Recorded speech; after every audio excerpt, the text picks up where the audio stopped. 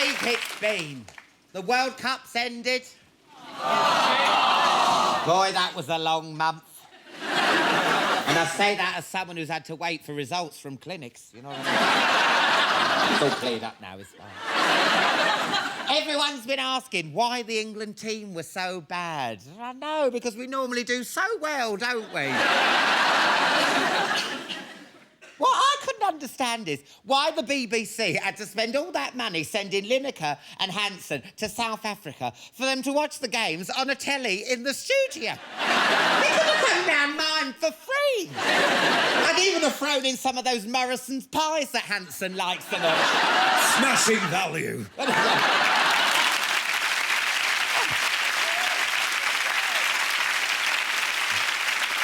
Tiger Woods is in the UK for the British Open this week. His first visit since his sex scandal broke. Apparently he's got amazing sexual stamina. Can you imagine what an impotent Japanese businessman would pay to snort a bit of this tiger's powdered penis? Can you imagine? Rock hard, wouldn't it? Of course, it's not his first visit to St Andrews. Who could forget last time and the gasp from the crowd when he holed a 4-footer? Poor Jeanette Cranky, minding her own business. Leave her alone.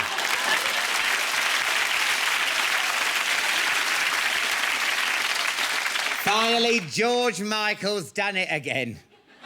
Do you read in the papers? This time crashing his car into a Snappy Snaps.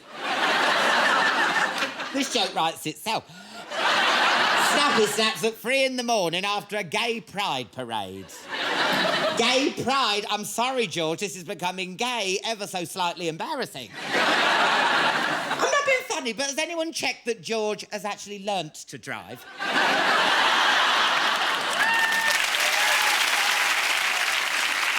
What a lineup we have for you tonight. Gok Wan's here to tell me why he's swapping bangers for balls.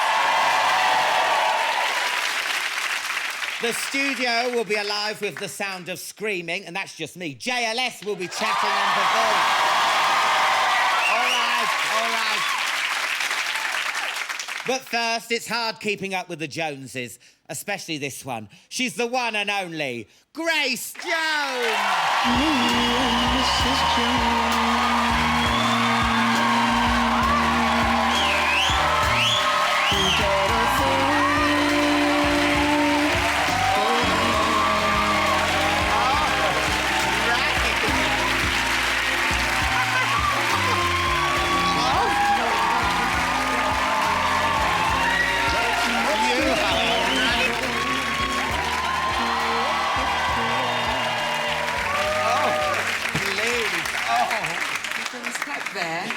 Yeah, keep walking, love, and there's a magazine right there, magazine. There's a mag? I don't see a mag. Oh, there's a magazine there. This is a settee. Oh, OK. That's an audience. This is the table. OK, I'm in... Where am I? It's Chatty Man. Oh, Chatty Man? Yeah. Oh, that's you. I know. Please sit down. I don't know whether to kiss you or hang me coat up on you. I can do both. I love that. Shall I pop that somewhere safe? Or I'll just wear it as a bracelet, if you don't mind. Oh, and that's what I like about that hat. It works as a bracelet. It works as a bracelet, absolutely, darling. Now, listen, we got you some oysters. Ah, OK. You love oysters. I love oysters. I don't really like them. Oh, that's all right. Oh, there's a fly on it. No wonder. Oh, no. Oh, Grace. Grace, I'm sorry about that fly. No, that means it's good, darling. Yeah. You know what? Why do they also go on dog shit, so it can't be that And sugar. And sugar. You know, sugar the and best chips. and the worst. Yeah. Would you like an oyster? Oh, are you going to chuck it? What? It's chucked already. Yeah. Oh, I have to tell you a secret, though, about me. Oh, tell me a secret about you, Grace. I like to chuck my own oysters. Oh, what does chuck mean? Chucking means sticking it to them and opening it, you know? You got to stick the knife in and you got to open it and make sure it's still alive. Oh, that'll come in handy. Oh! But no, so wouldn't you have it then? Because I don't... It reminds me of like phlegm in an ashtray. No, where No, it's not phlegm. Doesn't come that size, dear. No. Is that a good oyster? Well, that's why I say I like to open them myself. Oh, so you don't know if this has been tampered with? No, I can't tell if it's still alive. It's not singing and dancing. Well, normally you put a little lemon on it and they jump, you know, just around the edges. Well, let's might have a second. Let's have a look and see. Well, you gotta smell it first. Like, you don't want to get sick from one of these, honey. Believe me, I've been eating them for years. Should I have one as well? I've never ever had one. Yes, I need a little, here's the chucking thing I was talking about. Now I don't feel safe. Look, hey, do you If people are just tuning in, this isn't a celebrity come dine with me.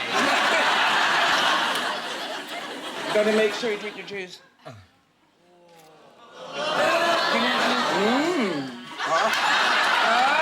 can't believe you're doing it. I love you.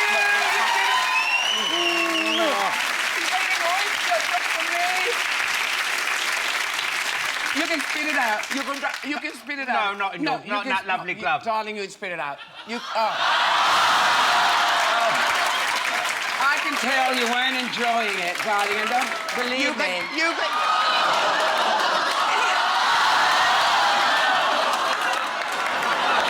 If you eat all these oysters, you must be, like, permanently horny. Is that true? No, it just makes you happy. Oh. Happy. Horny is something else. Happy is something else. I know. When you get happy, you know, then you take care of horny. Yeah, that's good, you know. You should write for Hallmark. You know those cards? When you're happy, you can be horny. Here, did you have a man in your life, love? Yeah, I mean, I'm seeing someone, and I just don't want to say who it is because there was a time in my life where everyone knew who I was seeing, and before I knew it, all my girlfriends were after him. Oh, so you're keeping him and secret. All my boyfriends were after him.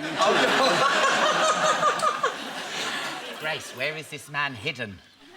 He's hidden. Away somewhere. Yes, I have. There's a man somewhere in England going...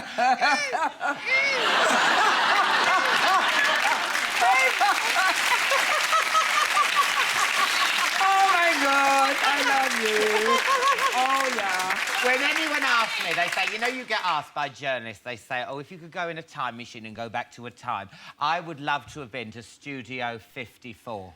Now, I don't know if you know Studio 54, the legendary nightclub in New York in the 70s. Was it as cool as they say? Absolutely, and more. It wasn't as bad as they say, though. It was cool. Yeah, but why was it so cool? Cool in the sense there was moderation, believe it or not, you know, and that way you could have conversation. You know, you didn't go home with your dress kind of torn off of you, like I've done a few times. When I went to the garage, actually, now there's a place you go. Really? Forget it, you know. Yeah, there was just, you know, a big bowl of whatever concoction that they had there. No, at the garage. Well, is this a club or like a Texaco? No, the garage was the club that was garage. You just told me you went to a garage and there was a whole bowl of, you know what I'm saying? No, like a blend of juices or something, and they used to spike it, you know, with acid and stuff. The good old days. Yeah, I think because actually they didn't have a liquor license, so, you know, hey, let's put the acid inside. And you had like oh my God. A little bit of that. You must have been off your face, Grace. But what anyway, what's that? Is that you off your face? Yeah, that's me off my face. That's, you know, doing the night clubbing off my face thing, you know. Night clubbing. You see how... Oh, that's me. That's Jesus. you. Oh, dear. And that's you at Studio 54. That's me at Studio at the opening, yes. I did the opening. Mamma mia. Stunning. Pretty wild. I mean, some people might not know, but the amount of celebrities that used to go to Studio 54, you'd be rubbing shoulders with, like, Liza Minnelli, Michael Jackson... Oh, yes, absolutely. Mick Jagger and... Everybody was there. Liz Taylor. Wow. Everybody. Didn't Bianca Jagger come on in a white horse? Yes. In the disco? Oh, yes. Every night they had a different theme. What was the theme that night? Oh, yeah, White Horse Night. Oh, well, of course. White Horse. You know. Now, I love the fact that you were a Bond girl in A View to a Kill. And I was a bit surprised, because you just got called Mayday in it. Yeah, I was born... I don't know why they call me Mayday. Why? I think they named it before I was ever going to be chosen for the part. But normally, like, Bond girls, they're called, like, Pussy Galore and Lesbian I Good know, Minge. you're Granny Batter, absolutely they're all- right. And I got the nicest name of all. Isn't that funny? The most conservative, Mayday. Yeah, it's true. And do you remember that sex True scene that. with Roger Moore when he went, yeah. Mayday? And then you you do climbed very in good. bed and then you tossed him over like that, and he was like, ah. Oh, very good. Yeah. You do. Was that like Roger Moore in front of you then? Yeah. Look at him there. He has the most amazing sense of humour, Roger. But didn't you play a trick on him in the bed? It's supposed to be a secret. Oh, well, tell us your We're chatting secrets tonight. Okay, Roger likes to hide these little things, you know, and Goose, when you're doing the scene with him, he'll pull out some kind of thing and, like, goose you with it. Do you use that word? Yeah, goose. We go, woo, like Yeah, that. like, wow! Yeah, wow! Yeah, just like that. So they said, we're not sure, but we think he's definitely got something up his sleeves for you. And I thought, me first. So I said, okay, girls, let's like tippy-toe on down. Tiptoe down to the prop room. And we went through all the rumble and everything. And then finally I went, whew, I think that's it. It was a black and white polka dot dildo. What did you do with this black and white dildo? I had this robe, you know, that I have to undo the tie and drop it off in the scene. So I said, I'm going to strap it on.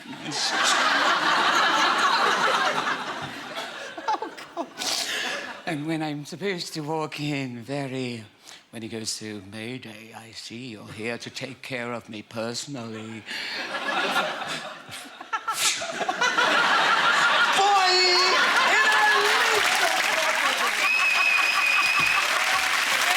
Killed him. He was about 70. Oh, no! Grace, do you know what? Since I started doing Chatty Man, I've always wanted you as a guest, because I'm a huge fan. And you've made my dream come true coming on. Wasn't she thank amazing? you, darling. Grace Jones. I'm so pleased to meet you. You got on my show. Thank you so much.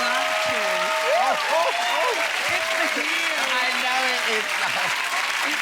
After the break, Gok Wan and JLS will be on my sofa. See you then.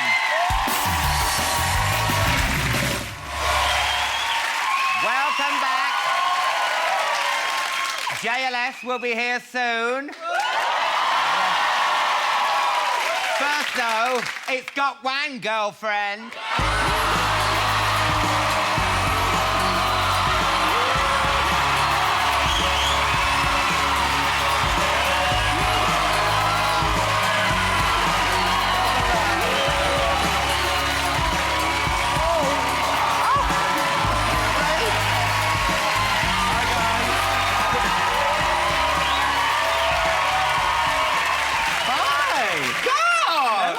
Stranger, long time no see.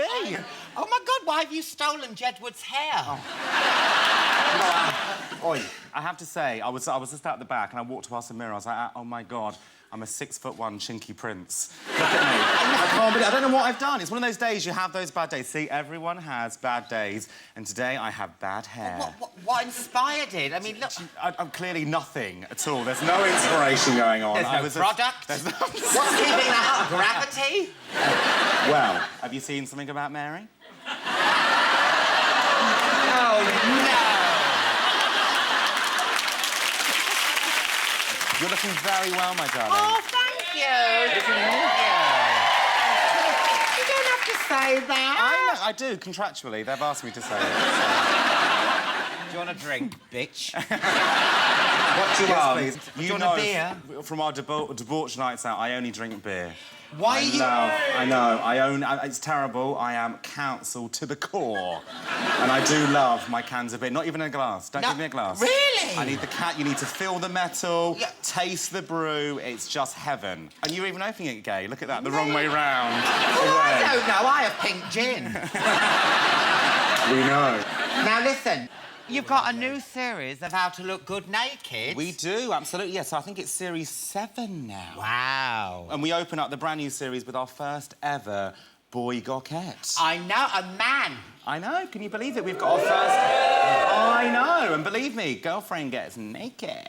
Well, I've seen it, but bless him. Do you know what? I watched it, and when you see it, it's on the 14th of July, honestly, it'll break your heart because telling the backstory, this poor man. Basically, Simon, he had a spinal condition, which meant over the years his spine had bent over, and I think it is worst. It bent over 96 degrees, so it was all the way over. So literally he was bowed down. And then he had an operation done, and he corrected it. He gained 2 inches in height, but then he lost all of his confidence. You know, and to go on TV in front of millions of people, it is unbelievable that he went through that. And so it was difficult because it wasn't only he was not only the first guy on How to Look Good Naked, but you know, with that kind of history, medical history as well, it was quite phenomenal. And he is beautiful. He's such a lovely guy. And when you see him before and he's like that, you know, I mean, did you get excited when they said there was a really bent man on the show?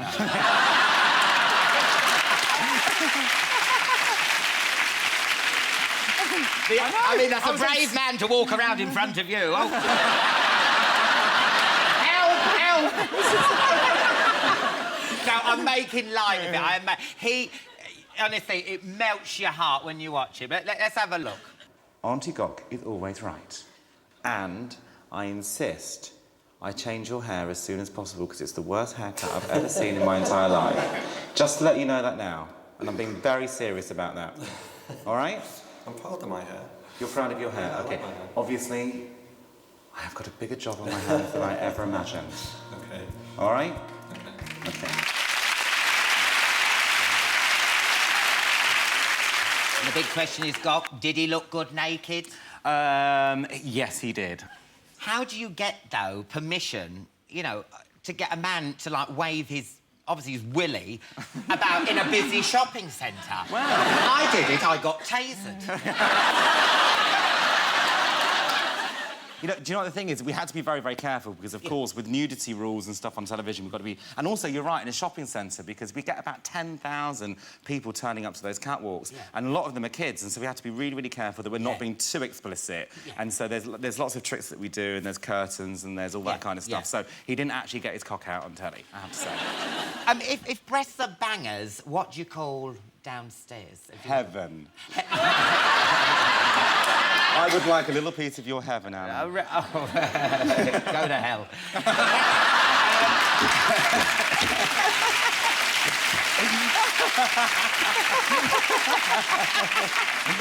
So you're getting men's pants off on your professional life. Yeah. What about your private life, Gok? Come on. Well... You're famous, you're funny, you're loaded. Why haven't you got men knocking your door down?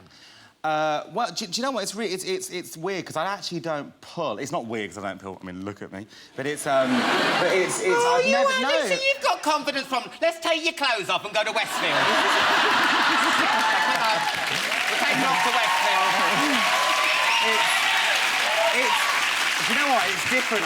It's weird because before I was on the telly, I never ever pulled, and if I did pull, there was always over 104 years old, and they're like young Chinese boys, and so I was never interested in that. So I never really pulled, and then the minute I got onto television, you know, the kind of guys that, you know this, the kind of guys that come up to you and they chat to you, you know, I always feel a bit paranoid that they're just talking to me, not because of who I am as a person, but because of what I do, and so I always get a little bit paranoid. And also, it's fine to pull someone, and then I open my mouth, and then they go fucking running for the hills, and they're gone. And so I actually don't pull that often. I'll be very, very truthful.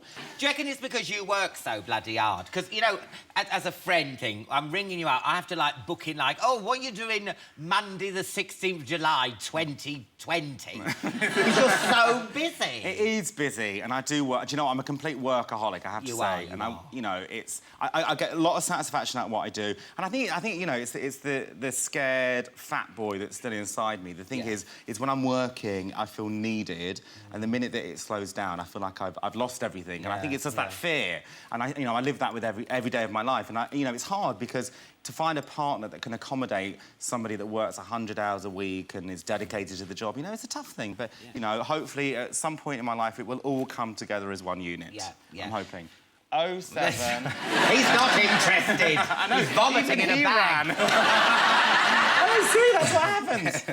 Now, you're writing your autobiography at the moment. I am, yes. I've been writing it since the beginning of the year, but then because I was filming the show that's out at the moment, I have to say it's probably the hardest thing I've ever done. But, it's allowing me to relive some very funny moments in my life and also some really beautiful moments with my family and stuff. So that stuff I'm really enjoying. But it's tough. It is really tough. Yeah, you have to sort of look for, like, fun nuggets, but I mean, because you were like me, bullied from the middle, and no one didn't know anyone else who was like me, and it is. I'm so sorry. I'm so sorry.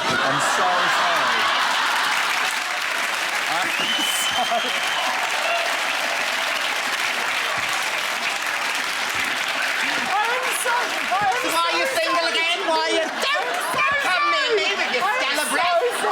I swear. Do you know when you And you wonder why you're single. I know. Because you're a pig. You're a pig. Do you know when you think it's going to be a silent one and it doesn't at all? So I'm so sorry. I apologise. Cheers.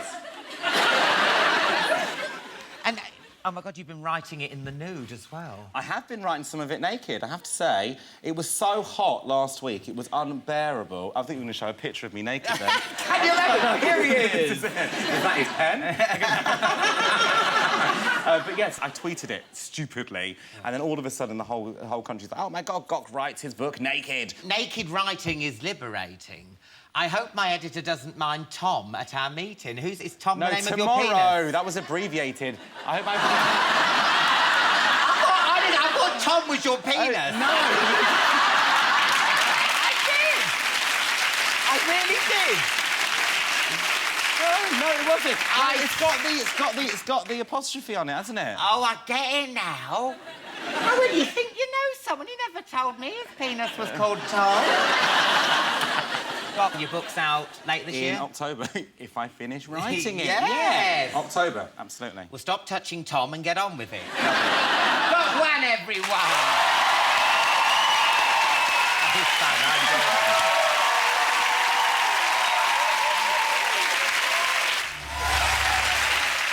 Welcome back to part 3. Now it's time for the slickest British export to hit America since the BP oil spill.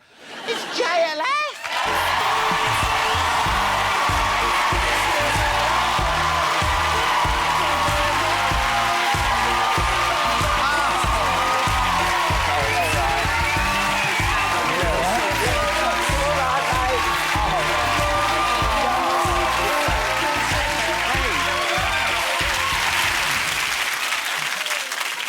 Congratulations, you've had your third #1. Yeah.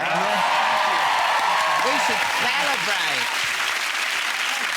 Look at this. Wow. This calls for Prosecco Mirage. Very nice. Do you want to have a drink? I'll have a drink. Let's do it. It's a bit early for that, isn't it? Oh, no, love. The party's just started.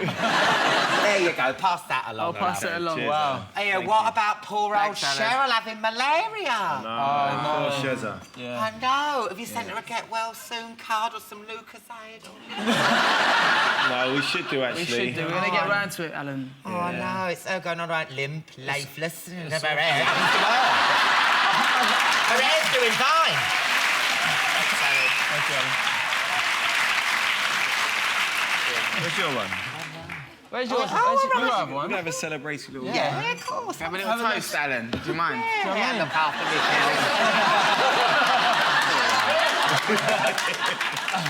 Lovely. That's a very big class, Alan. Well, yeah, well, I'm celebrating lots. And you were at T4 on the beach, weren't you, last week? Yeah. Did you see Edward break his leg? Jedward. Yeah, Edward from Jedward. Yeah. That's how it works, the rich day, yeah. That's how they got their name, Jedward. Crazy, isn't it? How do they think it up? You know what? I thought it was absolutely incredible, you know. They were there, they were performing, they were doing their thing. and he broke his leg on stage, and literally he went into the camera and he was like, still, Ghostbusters! On the floor. Who are you going to call us? Like an ambulance? We've got a clip of it here. What? Try not to laugh.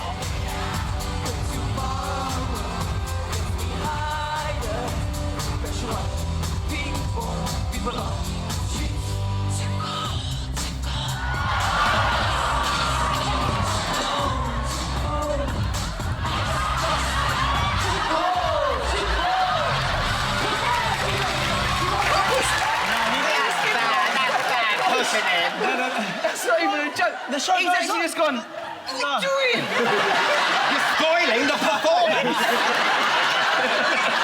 I know. The thing is, that scream was the only thing in tune. So you've been out in LA. Yeah. And is it true you're trying to break America? Well, it's not so much that, you know. Obviously, we had an opportunity for our label over in the US, and obviously they really loved Everybody in Love and wanted to release it, and obviously it did really well over here. So that was, you know, part of the reason why we went out there, you know, to promote that, should I say? Yeah, you keep drinking, love.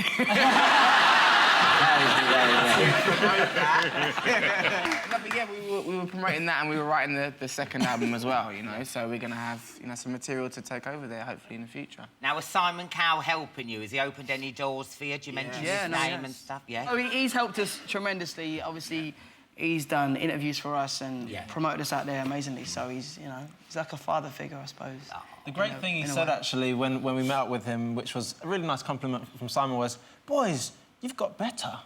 And we're like, oh, thanks a lot. We weren't that good in the first place. Yeah. He's a cheeky sod. Did you go to his house in LA? No, we went to his like trailer. We went to American Idol studio. No, but That's what they call it. They call it a trailer. a trailer. They're thinking you're in some You know what I'm caravan. saying? No, when I say... With a chemical toilet, like going up the motorway. I'm telling you, This this is- trailer caravan thing, whatever it was, is, well, it's one of the nicest places I've ever been in my life. Yeah, I'm talking, I'm being serious, it's not even a joke. It's true. It was nicer than most houses that I've been in. And you met one of your heroes, Stevie Wonder. Yes, indeed. That was the most funniest story. OK, so this was on our way to America. We were in the Heathrow Lounge. Yeah. And we were sitting down at breakfast. We were all discussing who's our best singers. And all the boys were adamant on a singer in particular. I think it was Brian McKnight or something. Yeah. And I was saying, no way, it's Stevie Wonder all the way. I'm telling you boys, it is Stevie. And literally 2 seconds after I said that, we walked out of breakfast. Aston walks by, and he's like, who's that? JB walks by, he's like, who's that? Marvin walks by, and then I walk by, and I'm like, Stevie! And it's like Stevie Wonder sitting right there. That better be And then- Stevie Wonder the way you said it.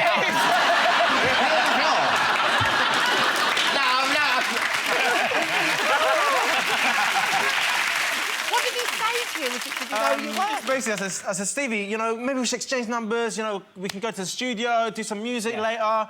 He said, I'm gonna give you my number, but if you give it out, I'm gonna kick your ass. Really? Stevie Wonder? And all of us went, I said, you want to see me? Yeah, can you imagine? I was like, Stevie, did you just say that? So you're going to try and get to work with him soon and everything? Yeah, I'm just trying to find a moment to call him, because I'm like, you know, no just right call time. Stevie When do you out call of the blue. Stevie When do you ever? Well, there is a time. Hi, Steve. Can you imagine? I'm going to come down and kick your ass, Alan Carr.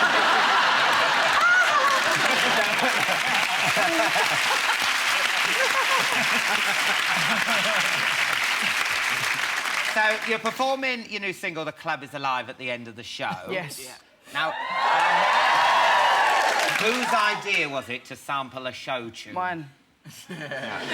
It's all right me coming into a studio saying it, but not Aston.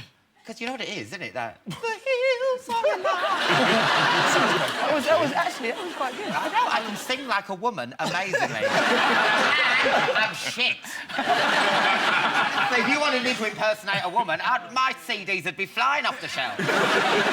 No, you know what? It was actually the producer, Steve, who came up with it, Steve Mack. So is this the first single from your new album? Yes, indeed. Yeah. And what's the album going to be called? I've come up with it right now, sorry. Boys, I have to break it to you. Okay. Well, it's really hard for us to find, the name of our, first album. We asked all of you guys, we asked all of everyone at home, and we decided to call it JLS. So, after much debate and much thought, I thought... Is this another Stevie Wonder story? So it's called the second album. No, I'm joking. It's called JLS, featuring Alan Carr singing as a woman. Oh, my God! There you go. My heels are in love! Yeah! Woo! Pow, pow, pow! That's some good shit. Look at you crying. He's crying because his career is over. He's singing. Oh. Marvin, I've got to ask, how's you and Rochelle getting on from the Saturdays? Marvin and Rochelle, up a tree, Kissing. He's a rapper as well. Look, good. Look, All... there you are. Look how... what a lovely couple. Oh. How long have you been going out? 6 months. Oh. No. Is she the one? Is she the one? Yeah, I wouldn't be with her if she wasn't the one. No. What? No, you know what? I don't believe in being with someone unless you feel like, they could be that person. Yeah, cool. So... I'm taking this advice right now. Keep So talking. I'm writing it down. Because, obviously, we've all been single, we've all had a bit of fun. Oh, yeah. But, You're being kicked out of his flat, aren't you? What? Marvin's getting Rochelle in and kicking you out, isn't he? Is that true? Is that true? No, it's not true. We lived together for like 18 months, and obviously now we can afford to buy somewhere, so... Yeah. We're all so buying not a place. kicking you out? No, he's kicking me out. I'm moving out before him. Yeah, true. So, he's getting rid of me. Oh. So you're living on your own, Aston, and everything? Yeah. Soon. Braving it. You've got to be careful. You can't do those backflips on your own. Say you have a fall or something. You're going to get one of those red buses that old people have. You will. Give it up for JLS. You're going to go and sing now. Yeah, over there. Go and get ready. Cheers, mate. That's it. I'll come and see you in a bit. Thank you. See you, mate. See ya. See ya. That's it for tonight's show. A massive thank you to Grace Jones, Gok Wan and JLS. Now with The Club is Alive, it's JLS.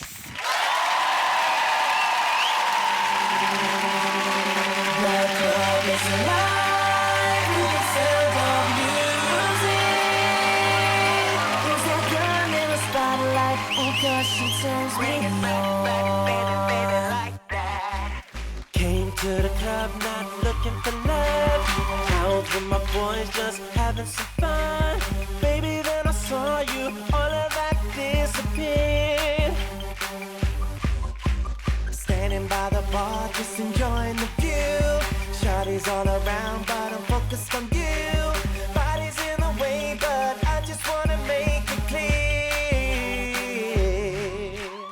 You can be the DJ, I could be the dance floor. You can get up on me. You can be the DJ, I can be the dance floor. You can get up on me. The club is alive with the sound of music.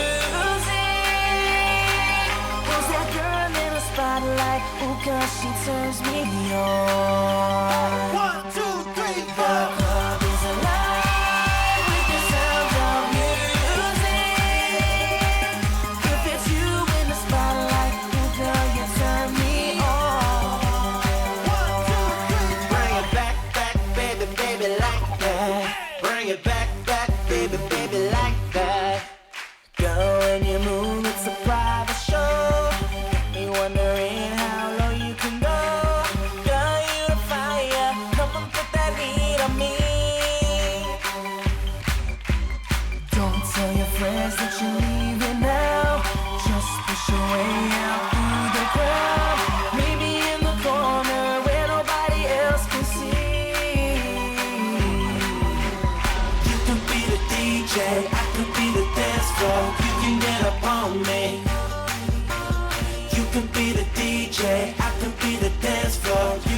upon me.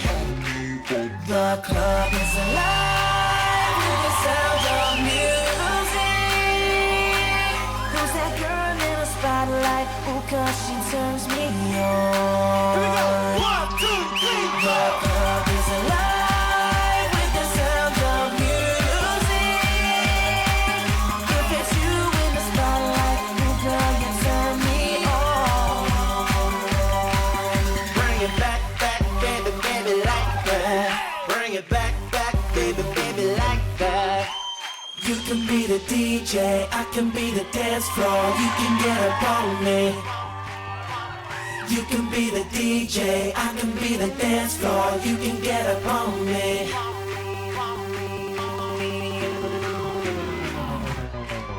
The club is alive.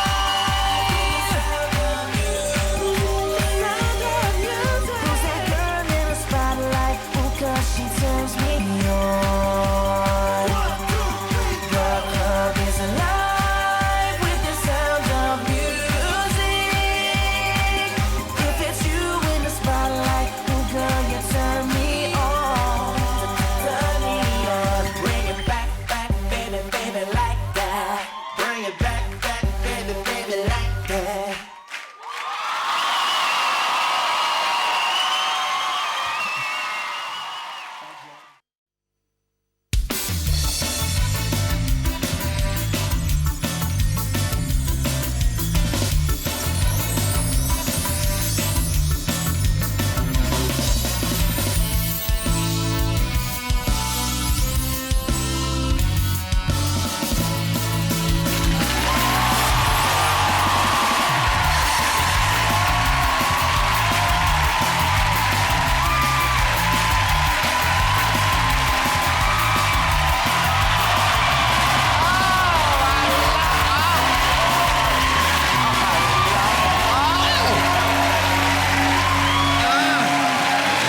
Thank you.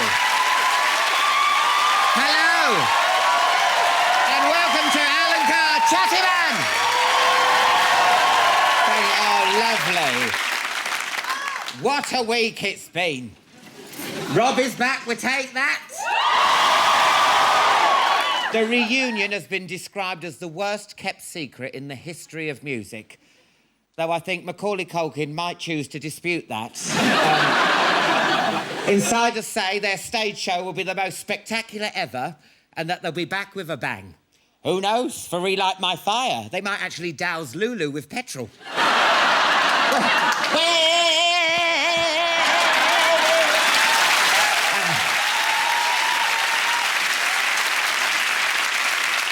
At long last, Cheryl Cole's out of that hospital. Ashley sent a message of support. OK, he texted a photo of his penis, but it's the thought that counts. The X Factor auditions are in disarray. Cheryl's out with malaria. Danny's out with her baby. If anything happens to Louis, Simon's going to have to hold the fort alone and give a vote to each of his man boobs. I like you. You're through the boot camp.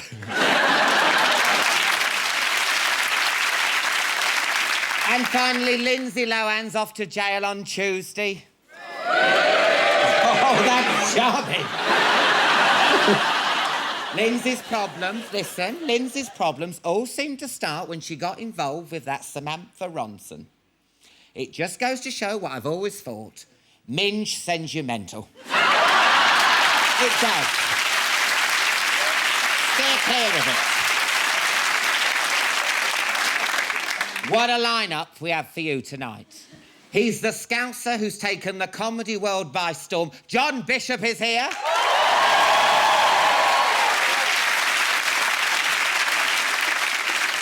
I'm spinning around with excitement. Kylie Minogue will be here. Woo!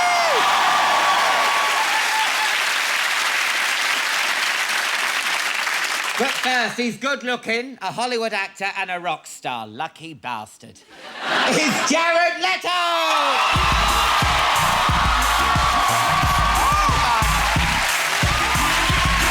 Oh, Jared! Oh,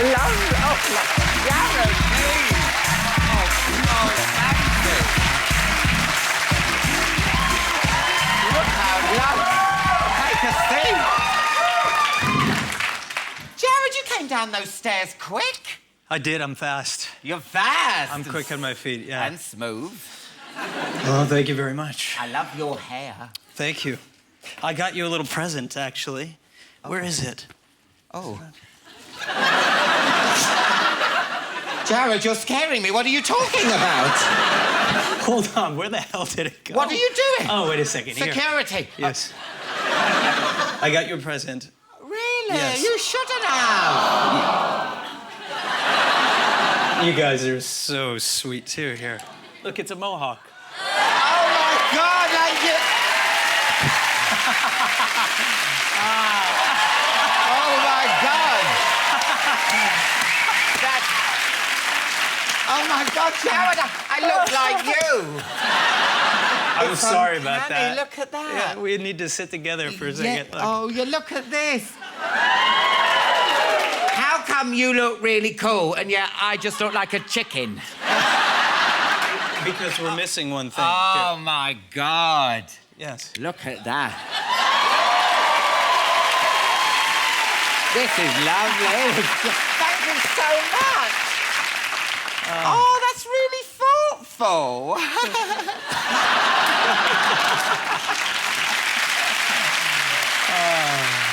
Now, this band, 30 Seconds to Mars, Yeah. you've done a sold-out Wembley Arena show, Yeah. and it's you and your brother, isn't it, Shannon? He plays the drums, yeah. Yeah. Now, are you a bit like the Gallaghers? Like, No, do you have we've- fights and like, all right, what you looking at?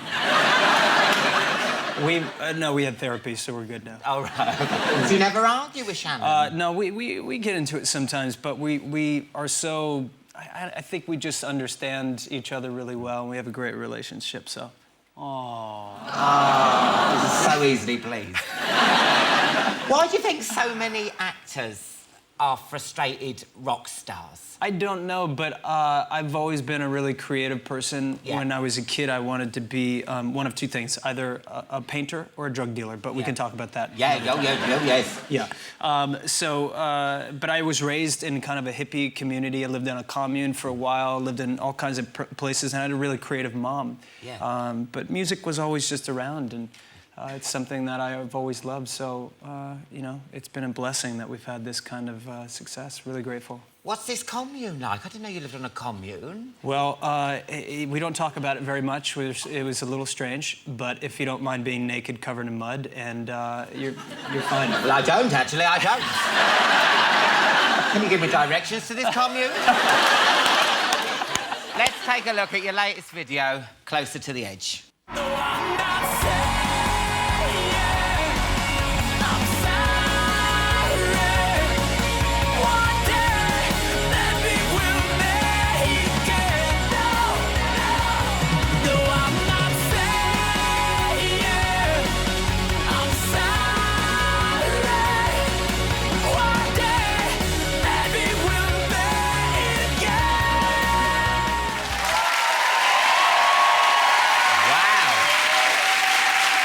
A lot of fun.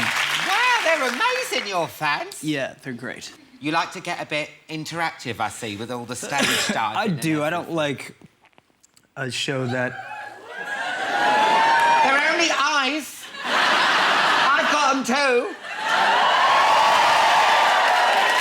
Who said that? So tell us about your stage diving. Do you ever get touched inappropriately? I do, often.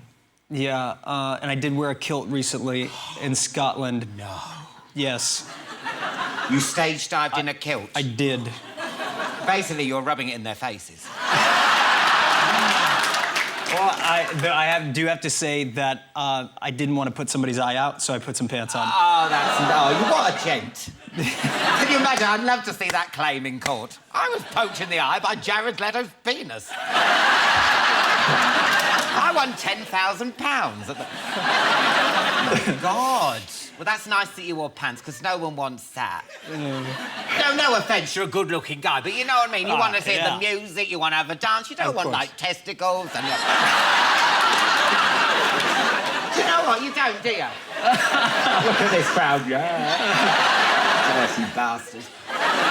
I mean, the shows are really, really fucking great. Can you say fucking? Oh, yeah, and cunt.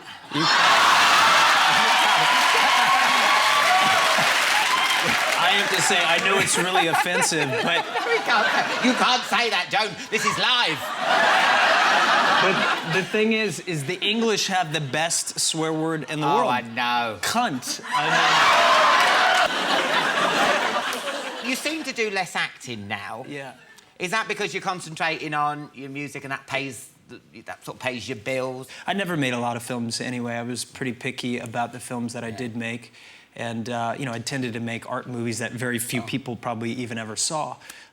So it's okay. It works out really well. You've been absolutely brilliant films. I mean, there's American Psycho, Yeah. Fight Club, Requiem for a Dream, Panic Room. I mean, you don't half-pick a good film. I think they're all quite grim, though, as well, aren't they? Yeah, I've got some issues. You have? I do.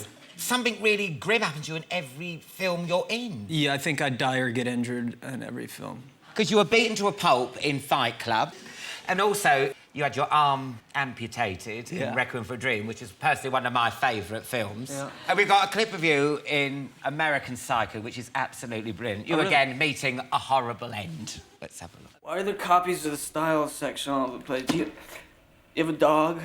A little chow or something?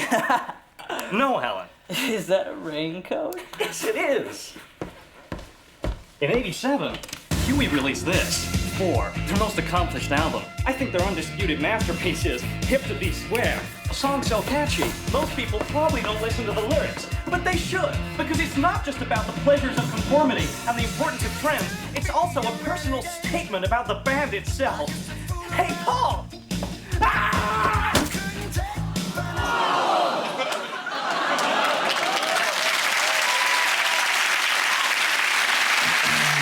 How did you get on with Christian Bale? He's a great actor. Yeah. Yeah. But do you remember last year when you had to go at that man, that lighting man, when he had a rant Yeah. on the set of Terminator? He was like, what did he say? You asshole! Yeah. I don't walk into your lights. I'm not on your set walking around. Just like that. I heard that. Yeah. But was he like that on the set? Because he had an axe in his hand. He could have gone, he was hey, great. Jared! Walk into this! Alan, I don't walk into your set, don't walk into mine. I think he's a great actor. He was probably working his ass off and probably tired, and someone was annoying. Yeah. Oh, well, it happens, doesn't it? Hey, don't push me. Oh, God. Because you're a method actor as well, aren't you? Well, I appreciate a good challenge, and I've taken on a lot of really physical roles. You put on 5 stone when you played Mark Chapman. Look at that. Mark Chapman is the man who shot John Lennon. Would you say putting on 5 stone? I mean, surely that's a sacrifice. It's dumb. It is. Yeah, dumb. it's dumb. It's dumb. Don't ever do it, kids. How fat could you still see your penis? They say when you gain weight that your penis shrinks because, I guess, skin pulls on it from the inside. So that's why.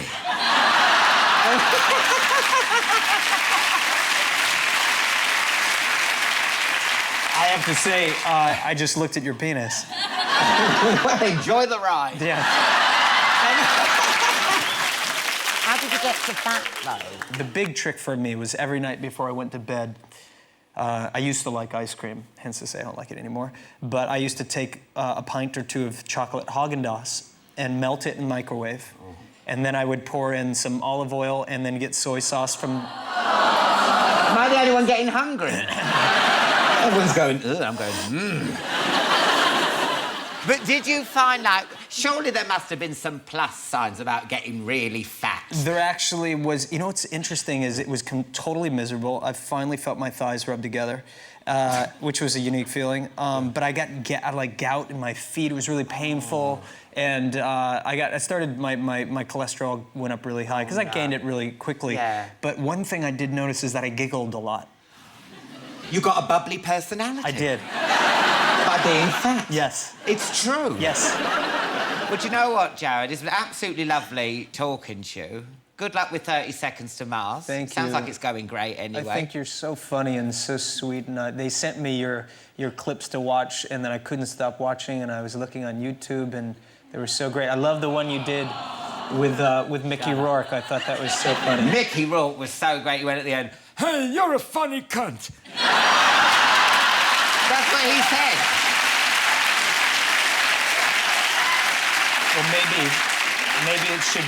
maybe it should be tradition now. So you're a funny fucking cunt. Jared, that's the nicest thing. I love you. That was a lot of fun. Thank you. Jared Leto, everyone, come on! Welcome back. Kylie Minogue will be here soon. Yes, Kylie will be here. First, though, he's the one male bishop no one's got a problem with. It's John Bishop.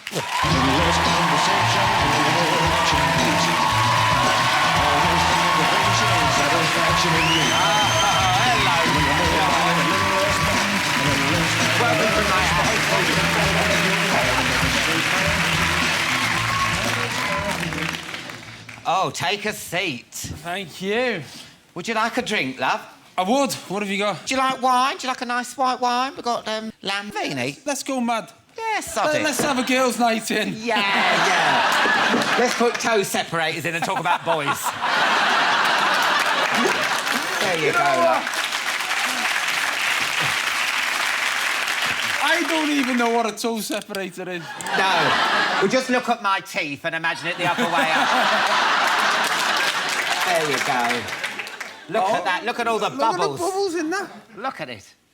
Here, congratulations, John. You've got your own show. I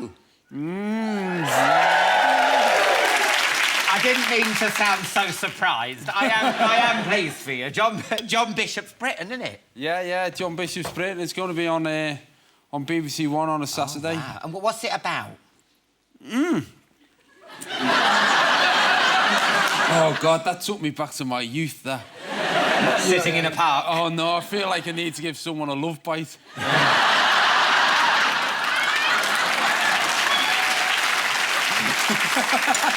Have a top up.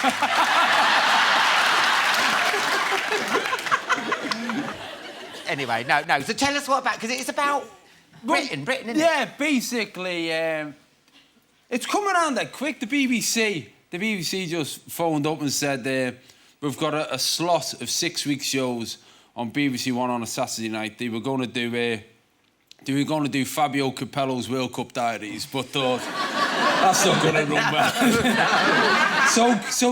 This was literally only a couple of months ago. Can you turn a show around that's a stand-up based show? So each week I take a theme and just do stand-up about it, and we cut it with little clips of the general public and the odd celebrity talking about the same thing. Let's take a look at the show. Is there anyone in this room who's ever done internet dating? Oh! You know what? I thought there's no chance. I honestly thought it was going to be like dogging. If you ask people... But if you don't mind me asking, what's your name? Yes. Chris and... Shelley. Chris and Shelley. And I'm assuming that you're here together. No. You're not here together. You just happen to sit next to each other and have both done internet dating. You know what that shows you? Leave it to fate. You never know what...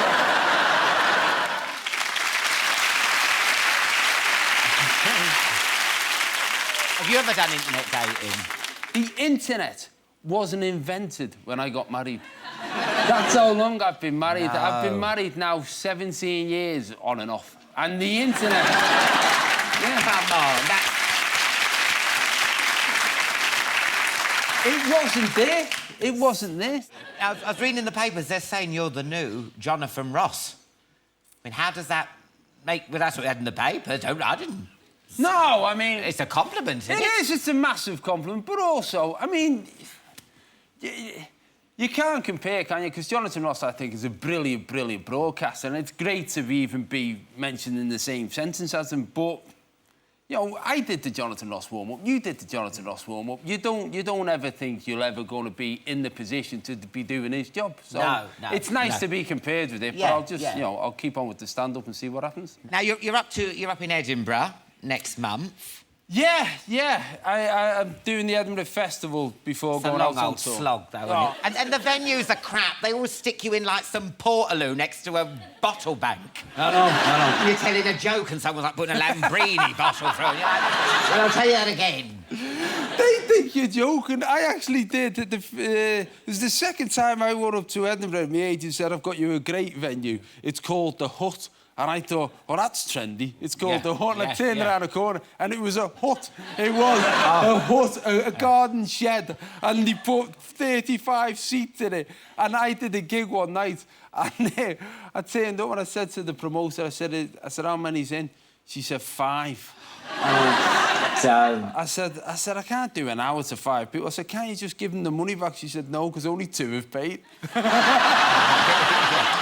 I think one of them just come in to get dry. And so I ended up, I bought them around the drinks. I bought my whole audience a drink. That's when you know things are going well. I bought my whole audience a drink and I changed it 20 quid. Now, you use your family a lot in routines. Have you ever crossed the line and said something that you really shouldn't? I haven't, but we have some subtle agreements in the house about you know, stuff happens and they go, Dad, you can't use that. Yeah. And I go, OK. God, like what? Stuff I can't use, but, you know, you can imagine, can't you? I've got an house full of teenage boys. You can imagine. Oh, I know, you're catching them doing things maybe they shouldn't. I never said that. I said I wouldn't use it. Well, don't make me look a pervert. Well, you're the one thinking of teenage boys having a wank. It's not me. Oh, that's lovely. That is lovely. I was on about them pinching apples from next door. That's what I was on about. Little devils. Oh, stop pinching them apples, I'd say. And they go, oh, Dad, don't use it in your comedy. I go, all right. Now, you played the father of Emily and Katie in Skins. That was brilliant. It just came completely out the blue. And I ended up doing 2 series because you follow the life of the kids who were in the college, so they're there for two series. And it was great. But the thing is, ton of comedians, that my wife was Ronnie Ancona. Oh, yes. Oh, very easy on the eye. And what happened is my character in the final series, he lost everything. And I had to make up with Ronnie. And it said on the script, kiss vigorously. And I thought, oh. You know, I've been married 17 years. It's been a long time since I've kissed vigorously. You know, if I kiss my wife now, the kids think we've had a row. So I thought, well, kiss vigorously. So I actually went up to Ronnie. I said, listen, Ronnie, I hope you don't mind, but obviously you're an experienced actress. What does that mean? She said, well, just go for it. So I said, oh, she's a game bird. I thought that. So my character's a gym instructor, so I thought, right, I'm going to kiss you vigorously. So I did. I went for it. The only problem with that is my character being a gym instructor, I had to wear tracksuit bottoms.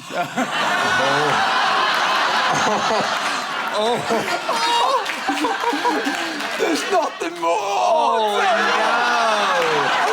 Sorry, Ronnie. No. What did you pass it off as? Was it just your keys or something? Well, the thing is, you have to keep on doing take after take after take. Oh, my Lord. You know what I mean? I was going, So embarrassing. Thank you so much, John, for coming on. John Bishop's Britain's on July 24th. Yeah, I can't wait to watch it. Give it up for John Bishop, everyone. Really brilliant. Thanks, John. That was really funny.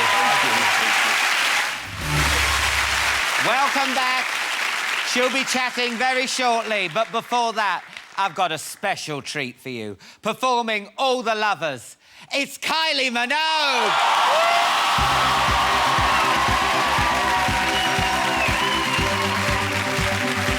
Good evening, everyone! How you feeling?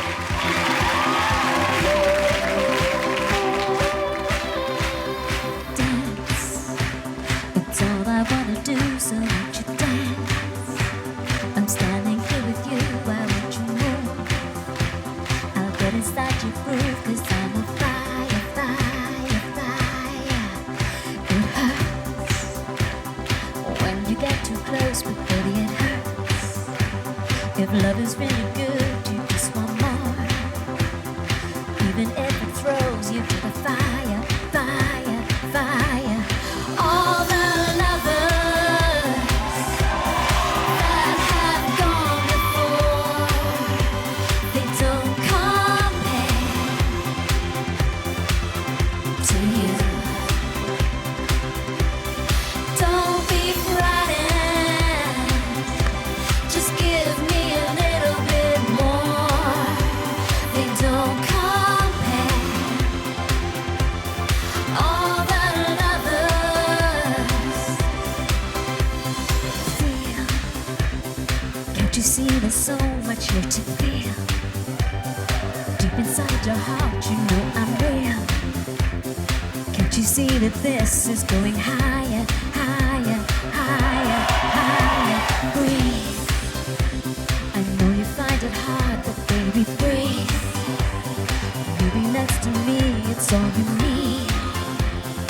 And I'll take you there, I'll take you higher. Sing with me. All the lovers that have gone before, they don't compare. No, they don't. To you. Don't be frightened. Just give me a little bit more. Alan, they don't compare.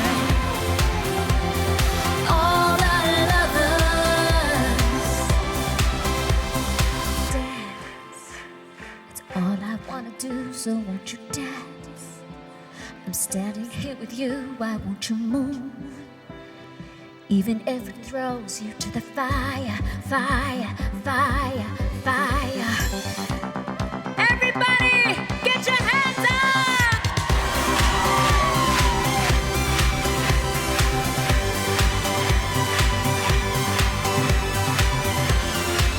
Feel the love!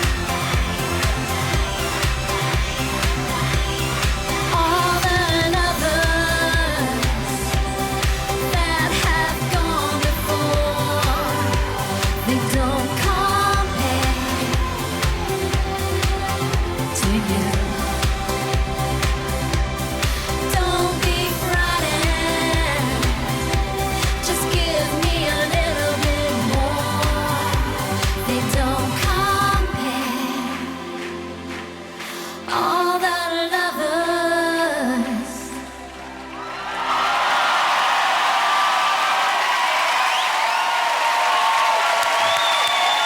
Kylie Minogue, everyone! Oh. Oh, look. So excited. Come on, get out of those clothes, because you're going to be all sweaty arriving with those dancers. Get back there, love. Oh, another chat. Shall I get you a nice drink? Oh, yes, please. Oh, lovely. Let's see. Just 1 second. Do you have any, What do you like to drink, love? Do you want... I've got Lambrini, we've got Taboo. Kylie! I've been a bit poorly, so maybe like a straight scotch? Oh, yeah? Oh, I'm nearly done.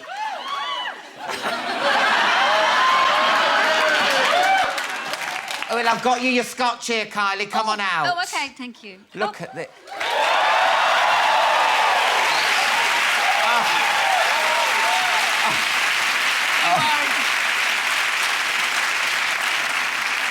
Oh, let's have some scotch. Cheers, darling. I could eat you. Please do. Oh, I was expecting that. Unusual. Now, you filmed the video for All the Lovers on a street in LA. Correct. It looks like there was an orgy going on. How did you get away with it? I had nothing to do with that. Me, I was just on top Yeah? at the peak. And they just kept coming. Yeah. Okay.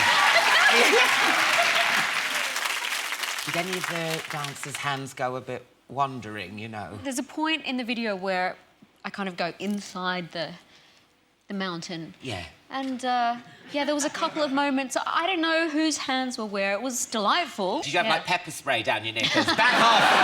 Back off, arsehole. This is mine.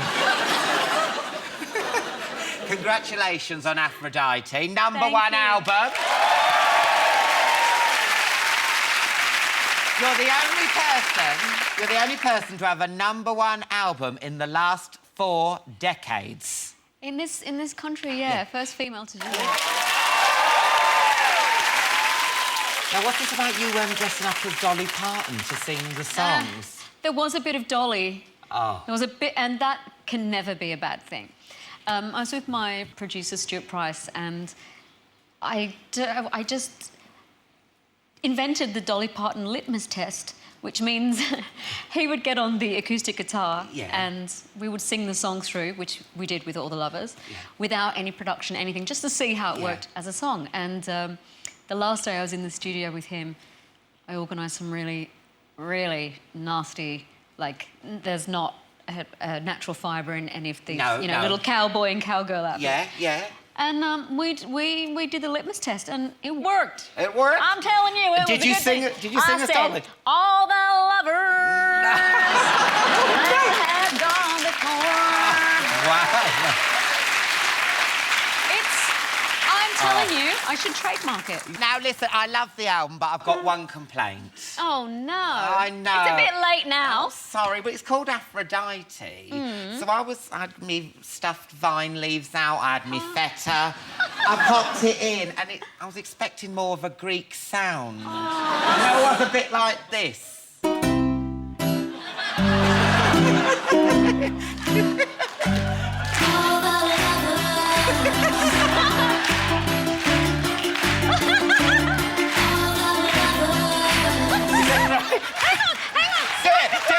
Smash me nipples!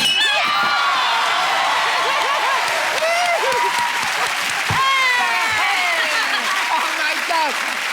Kylie! I break the place.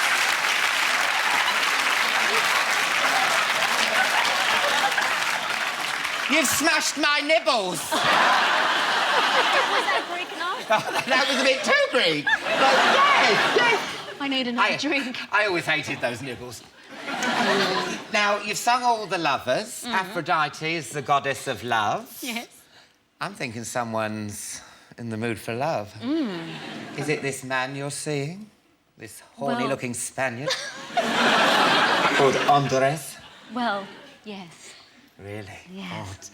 Oh, tell me about him, tell me about him. So tell me where you met him. I'm like a proud mum. I know. Where did you meet him? On a job. We were working. I know.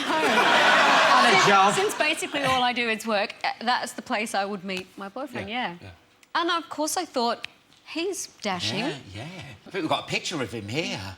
Oh, hello. Oh, my God. You wouldn't kick that out of bed for farting. Look at that. What about the man on the right? He must feel a right gooseberry. Oh, he's lovely. Where did you go on your first date? Because you're Kylie, you can't go bowling or do laser quest, can We you? do. You do? We've been bowling loads of times. You're just like a normal girl. Oh, who would have thought? I know. That's really disappointing. Oh, I don't want you in those crappy shoes. I want you in high heels. Sipping a Coke while he's doing... Now, you've just become an auntie. Again, I now have 3 nephews, and I'm going home to Australia tomorrow, actually, so I'm going to meet my sister's little baby. Oh, Danny and baby Ethan, let's have a look. Oh.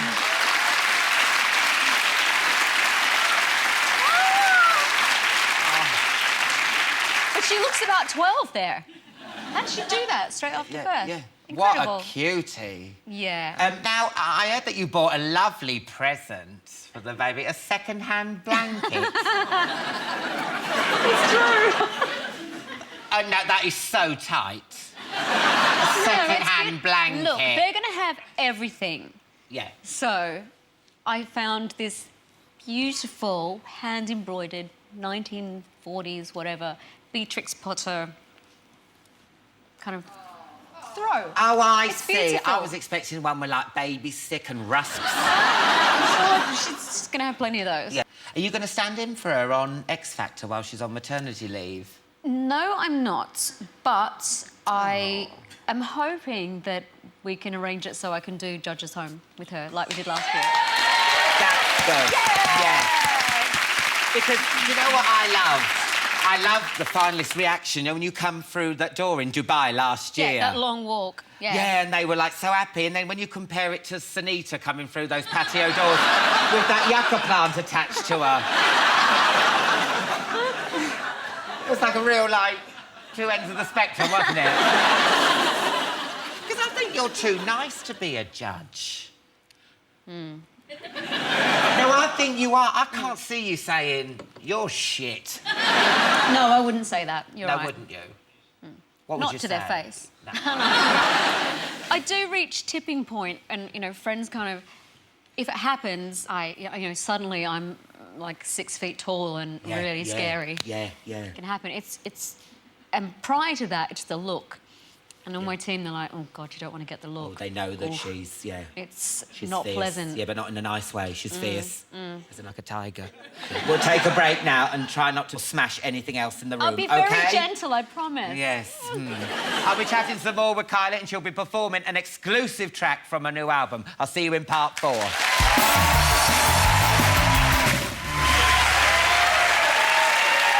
Welcome back to part 4. Look who's still here. It's Kylie Minogue. You made your Glastonbury debut the other week. I did. Yeah. That was very exciting with my good friends, the Scissor Sisters. Yeah. I'll try to say that off for sure. Whiskey's No more whiskey for Kylie. It was amazing. It was my first time being there at all. And it was really good because, of course, I didn't do Glastonbury when I was supposed to 5 years ago. Yeah. It was nice to kind of just gently ease myself. Yeah. You know, get a feeling for what it's like. Yeah. Now, it's been 5 years since you've had the all clear. It's just over 5 years since I was diagnosed. So then you go through all the treatment. I'm still on treatment, and by early next year, it'll be my 5 years all clear. So I'm planning to do something that can be like a benefit concert. Which will kind of mark my 5 year as well. So that's good. Has having the breast cancer made you more fearful or fearless, or how's it affected you like mentally? Went through different stages. I think it's just a really heavy dose of reality. Not that I thought I was living in the clouds or anything, but you know, really brings back home what's important to you, and you know, set your mind to getting through it. I suppose your priorities changed, didn't they, really? Oh, yeah. I mean, it was such a human experience, not only for me, because it's your body. Yeah. And then your mind has to cope with it, deal with it, go through it. Yeah. But just, you know, it's people that I met, people who helped me, people who I helped. It's just a very human... I mean, when I saw a reminder of humanity and the goodness that we have. Yeah. I mean, when I saw the headline, you know, Kylie has cancer, I mean, I double took because I was like, that can't happen to Kylie, you know, I know. Yeah, it was full on, that's for sure. Yeah, but on the positive side, you inspired the Kylie effect. Yes, a lot of women went to have screening after my announcement, and I've had letters, I've had people come up and tell me themselves that, you know, basically they say, oh, you saved me, which of course I didn't, but it gave them the impetus to get checked. We're still raising awareness of the illness by posing for the Fashion Target's breast cancer campaign this year. I do like you with a perm, with a bit of frizz. I do. But the frizz worked. Anyway, we're so pleased to see you looking so happy and healthy. You. Aren't we, everyone?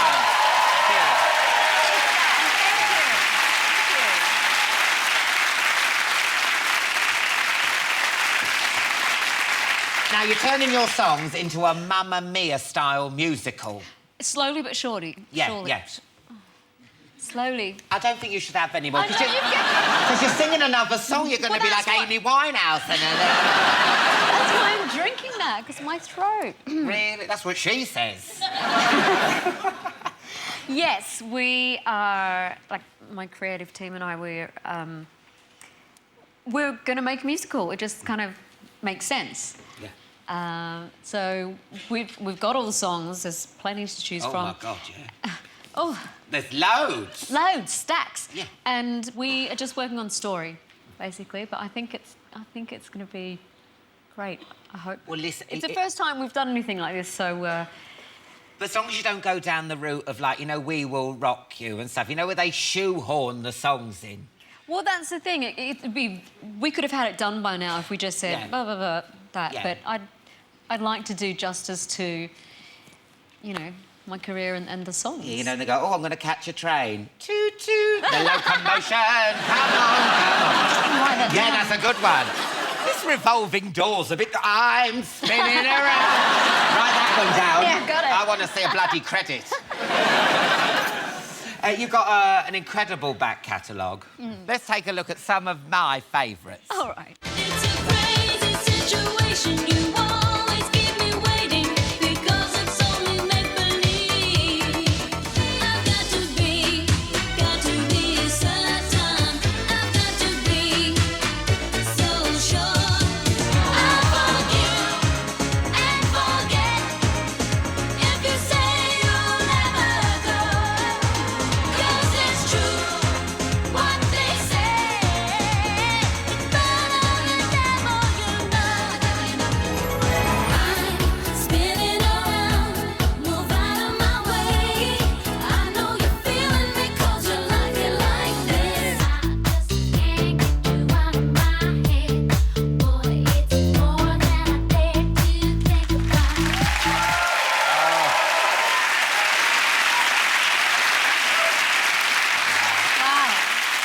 I hope you don't mind me saying, but when I looked at the early videos, you do look a bit self-conscious in them. Totally. Yeah, yeah. Totally. And about Better the Devil You Know, we saw this sexiness and this confidence. Would you say that was true? Yeah. Yeah. A, because of the age I was. B, the guy I was dating. And C, I had some experience doing that kind of thing. Like my first few videos, the first album, I was just a rabbit in the headlights. Let's talk about that video for Spinning Around. Yes. Was that really your bum, or was it CGI or like Avatar? Because it looks amazing. That was it. 10 years ago, mind. And why isn't that man looking? What's wrong with him? No! He's going with that woman again in the hot pants. And your stylist, Will Baker, really bought those hot pants from Well, actually, my Oxfam. girlfriend, Katarina, bought them for 50p. Yeah. And the day... 50p? I know. We're thrifty, if nothing else. Well, you know, the woman who gave those hot pants to Oxfam, she's here tonight. No, she's not. You're all over that.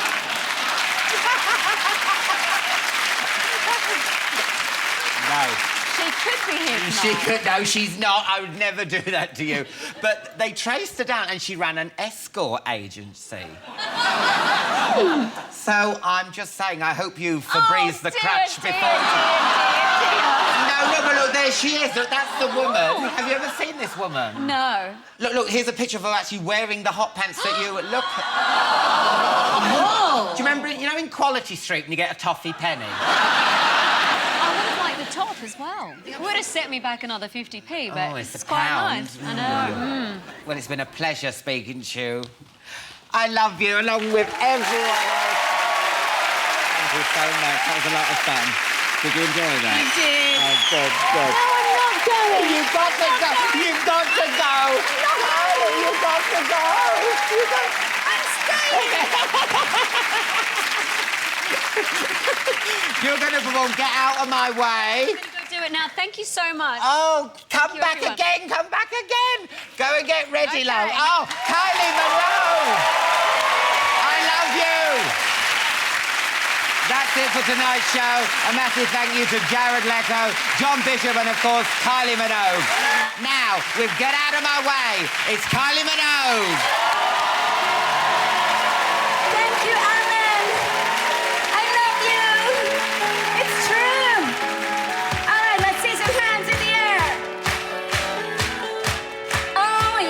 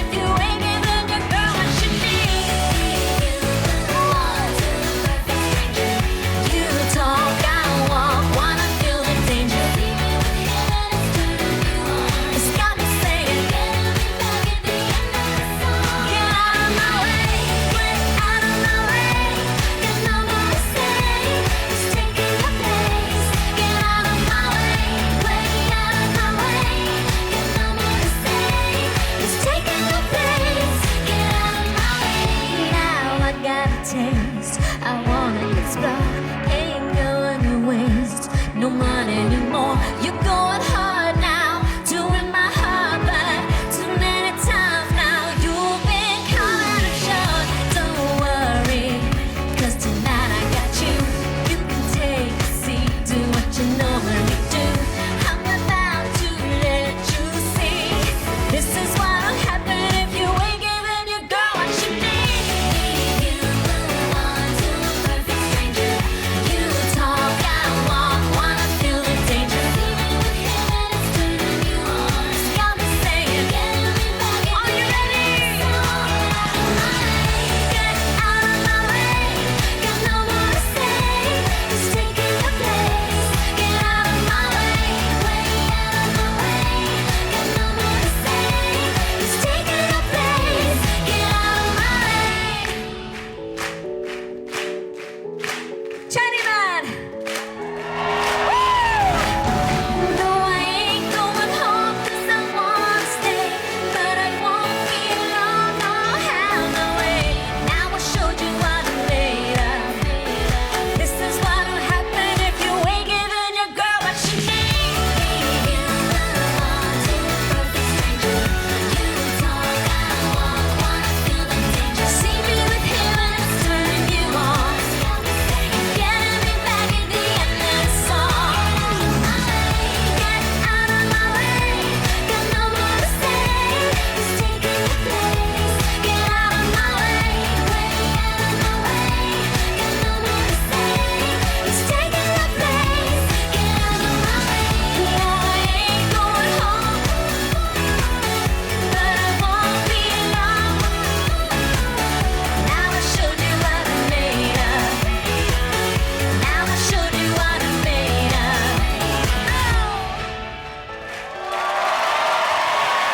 Thank you.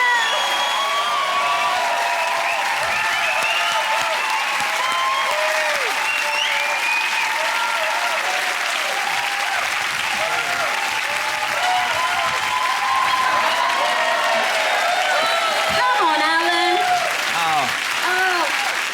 Oh, that's it, all done. That's us done for the night, Yeah, then, job well done there, yeah. Yeah. Shall I have a cuppa? All right, let's Come go. on then.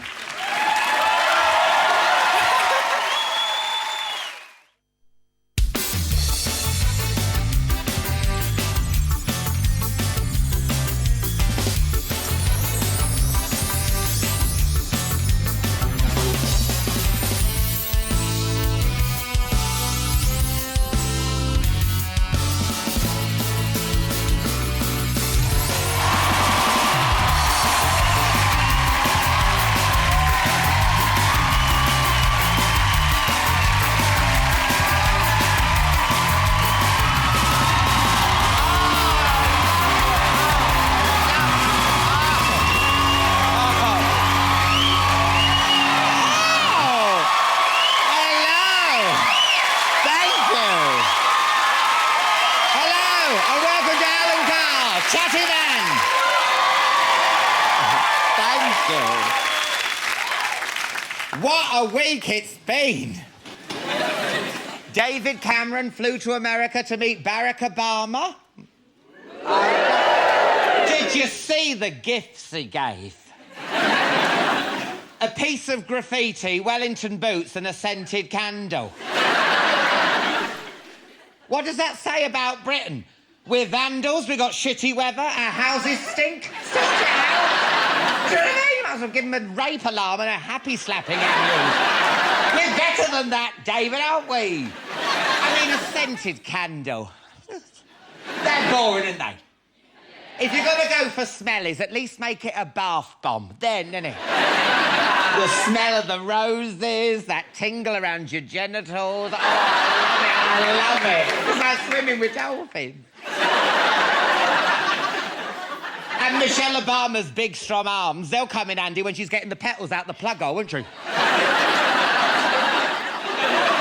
Her arms scare me. Have you seen Michelle? They should send her to sort out BP's leaky pipe. She could tie a knot in it, wouldn't she? She could. Of course, Nick Clegg got to do his first Prime Minister's question time while Cameron was away. Aww. You could tell how chuffed he was from the moment he stood up to answer the first question and said, "This is my moment." This is mine. Jedward's debut album is released tomorrow. Sit down, love. I said tomorrow. Trust me, they're not going to sell out. Come on, don't worry. There's a woman there who wants to sleep rough outside our price. Don't worry, love. Just stay there. They'll still be there in the morning. Louis Walsh thinks that John and Edward could go all the way. He's just got to get them drunk enough. You know... The boys are promoting it by doing a tour of Tesco supermarkets. They are! That's not a joke! I just hope Tesco's doesn't spoil their big ending to Ghostbusters. Who are you going to call? Mr. Johnson to cold meats, please. Talking of music, well, vaguely, Katie Price's new single only sold 3,000 copies. And she was booed off stage. I think the public mood has swung against Katie, I do. Blokes in the crowd were shouting, "Get your tits in!" Have you actually heard the single? Now, who's heard it? Oh, there were foxes breaking off from having sex to call up the council. Can you do something about this ungodly racket? I'm trying to have a shag. What a lineup we have for you tonight. They're the unlikeliest threesome since that night I had with Richard and Judy. Vic Reeves, Bob Mortimer and Ulrika Johnson will be here.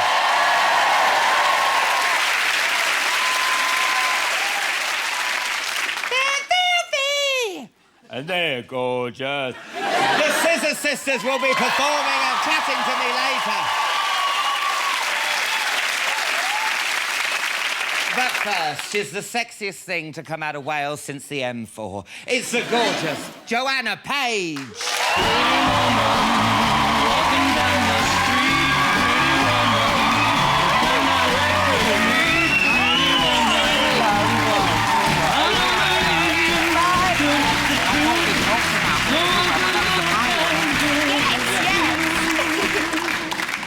Oh, did you choose that music? Oh, no, I didn't. I was going to say, 'cause it's a bit arrogant. Pretty woman, I'm here. Yeah. No, but it suits you because you're looking gorgeous. Thank you very much. Does that zip work on the side? Yeah, it does. Oh. If I get a bit saucy, it might start riding higher. Oh, let's get you saucy. Now, what drink? Do you want a drink? Yes, please. Well, what have we got? We've got Prosecco. Got more Prosecco. Do you like Prosecco? Yes, I do. I'll have some of that. Yeah. Oh, have Brut 2009. That looks a nice one. OK, I probably shouldn't drink that, though. Why? Because I just have terrible experiences when I drink that. Last time I actually drank that, I went to a New Year's... Ooh! The party's starting now. No! So what happens with it? I went to a New Year's Eve party and ended up getting, you know, very drunk and falling into... It was a fancy dress one medieval costume, and I fell into a bramble bush and shredded my veil and had to pay for my costume. No! Yeah. Because of Prosecco? Yes, yeah. So you're blaming the drink? Like an alcoholic does? Yes, I am. Oh. Because you know they call it lady petrol. Do they really? Yeah. Well, I'll agree with that because that's, you know, it gets me going. Yeah. So what kind of a drunk are you? You're not violent or... I think I was violent on that New Year's Eve, but normally I'm very fun and giggly and, you know, just like having fun, really. A nice drunk. Yes, oh, she good. is. Well, I'll drink to that. And also, we should be drinking as well because Gavin and Stacey's coming back.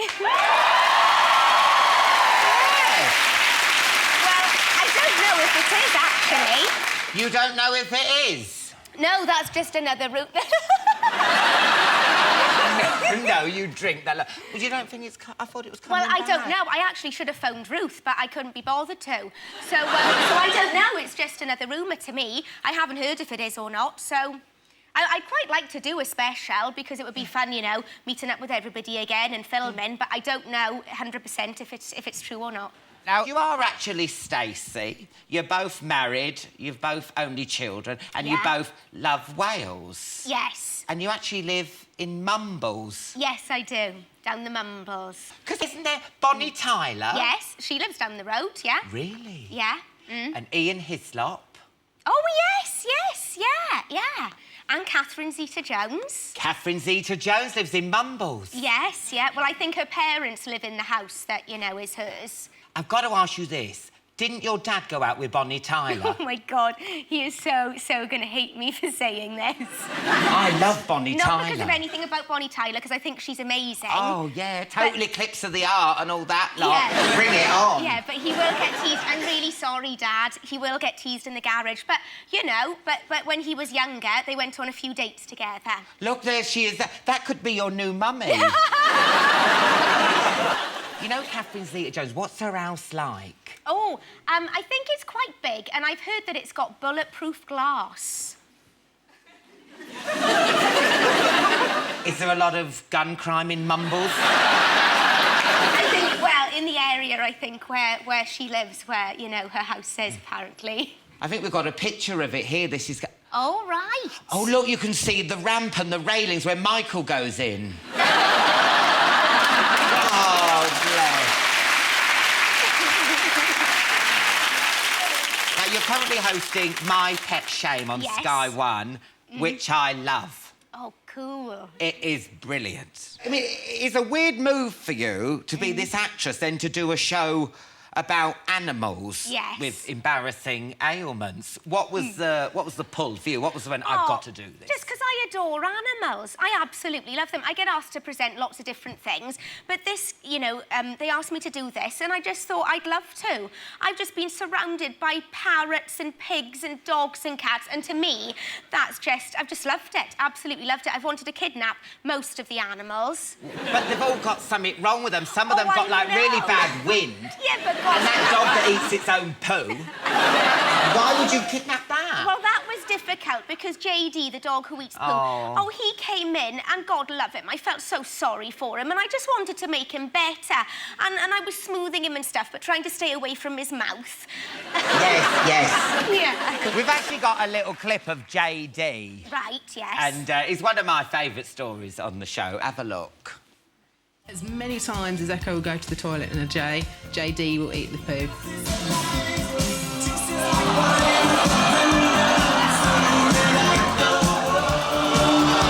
Whenever she goes to the toilet, he's there, ready and waiting for her, and he eats it all up. It makes everyone feel physically sick. That apparently is not all of JD's problems. He's got something else on top of that as well. Yeah, JD has a complete obsession with my knickers. And he eats them. He has actually eaten a whole set whole, and they had to be surgically removed from his stomach. Oh, no!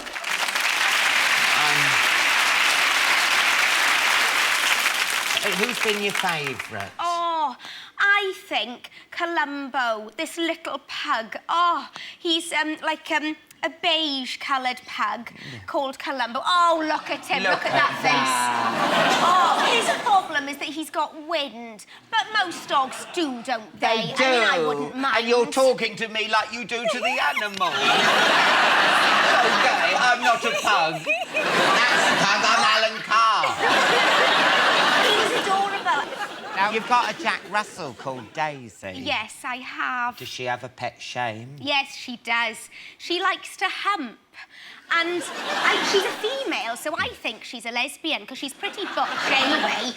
And she's got a purple gorilla. So she'll go out for a walk, she comes back, she has her food, and then she scruffs purple gorilla in her mouth, and then she humps him, and then she falls asleep on him. But she's only small, shaped like a little piglet, so it's not sexual at all. She sort of does it as a routine thing, and then she falls asleep on him. So I think it's fine if that's what, you know, gives her satisfaction, then she can have her privacy and she can do it. Yeah, we've got a picture of Daisy here not having love. Oh, look how lovely. Look at her. I love that dog. I feel like I've almost given birth to her. Really? Oh. What about when it's time for a feeding? You don't... Oh, my Where does Daisy sleep? Oh, in bed with me. But if it was up to her, she would stay in her basket downstairs because she likes to look out to the back door and watch the foxes. I know it's so sad of me, but there's nothing nicer than when you've got a Jack Russell and she cuddles round your belly, you know, at night in bed. And I'll switch the light off in the kitchen. I'll get a biscuit and I'll go up to her basket and by her nose I'll go, Daisy, it's a biscuit, come on, come to bed, come to bed. And she'll sniff the biscuit and then obviously follow me upstairs. And then as soon as she's in the bedroom, she jumps on the bed, I'll give her the biscuit and then I shut the bedroom door and then she pauses to get out and I go, come on the bed now, come to bed, come to bed. So blackmailing a dog so you can sleep with it? Yeah. Okay. I don't want to pry or anything, but say you and James want a bit of... Yes. You know, what... Does the dog watch? No. She goes downstairs then. I do let her stay in the basket downstairs then. But my friend told me yesterday that when she and her boyfriend get it on, her dog, Bomba, always jumps on the bed, because I think he likes the bouncing. Oh, no! Well, do you know what? Good luck with My Pet Shame. Thanks. It's brilliant. Thanks. Good luck with it. Joe Page, everyone. That was fun. I enjoyed that. Welcome back. Vic Reeves, Bob Mortimer and Ulrika Johnson will be here soon. But first, give a very warm welcome to the sisters I always wanted. It's Scissor Sisters!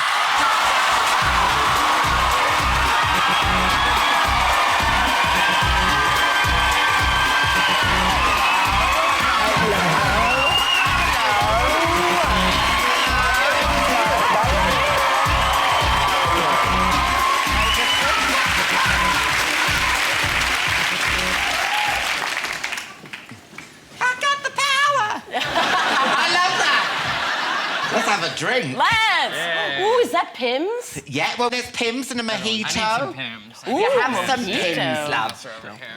Well, I was meant to pour that, but fine. Okay. There you go, love. Help yourself. Do you want a Pimm's as well? If there's any left. Yeah, have a bit. Don't let him have it all. Oh, isn't that sweet? Here, do you want a mojito, love? Lady in the Tramp. I'll have a mojito. There you go. Look at this. nice Everyone happy job. now with a drink. You want? Yeah. Oh, ladies that's first, right. of course. Sorry, love. Sorry, everyone. Talk amongst yourselves. Might as well get a job in Yates's. You get the rest of the bottle free. Thank you. Oh, lovely. Kylie was sitting on that very sofa last week. She was saying how lovely you were. She was lying. No! Come, you get on. She performed with you at Glastonbury, didn't she? Yes. She did. It was amazing. You watched it on TV and he told me the next day that it looked like we were all on diet pills. Yeah, it was like we were all like on speed or something. What? I know. And you look good on it, love. Look at that. What are those trousers actually made of? You know, bikini string. Yes, you do. Was it extra special because you actually kept your balls in your pants this time? I mean, have you seen this? Look at this, please. It's obscene. Oh, no.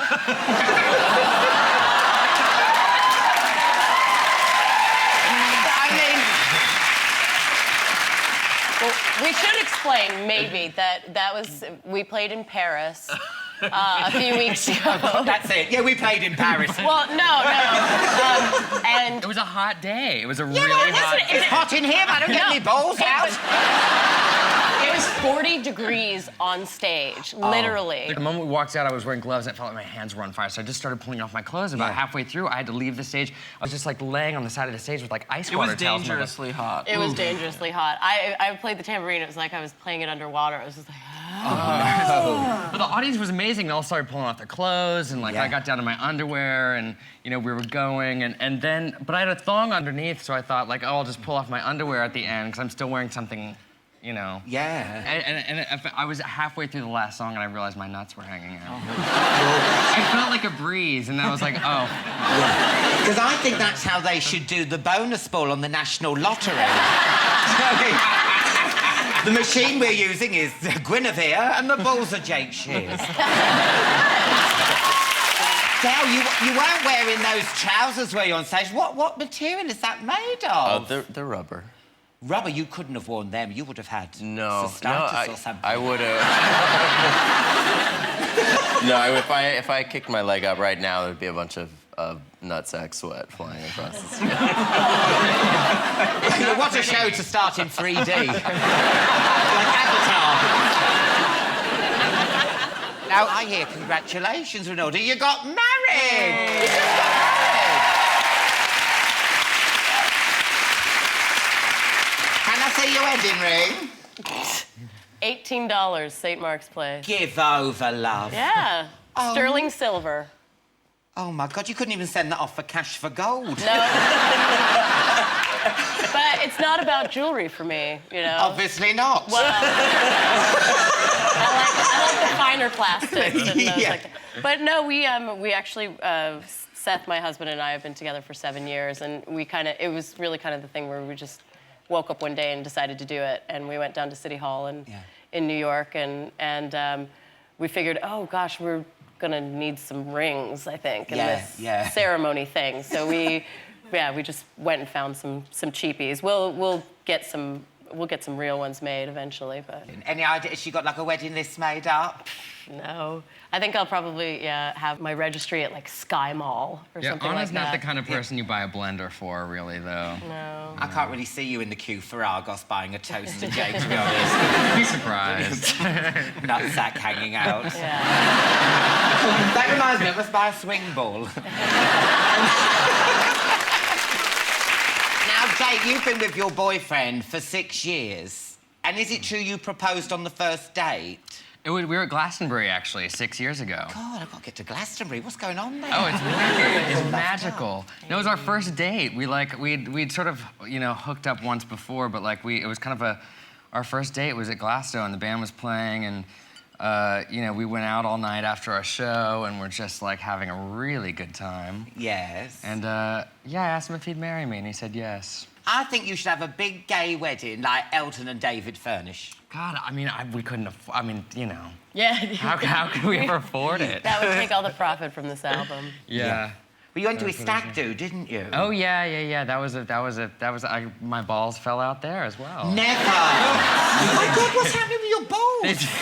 They were exposed. They were exposed. This is a crazy story. I was actually unwittingly. Iggy Pop, Lust for Life came on, and there was the stag do was at a strip joint, and I jumped up on the pole, and I'm a pretty good stripper. That's kind of where I started out. So I thought I'd give a, have a go at the pole. Yeah. And I was in my underwear, and some crazy motherfucker grabbed my underwear, and instead of de-pantsing me, he pulled them this direction. I didn't know what to do. Elton's like that when he's had a few.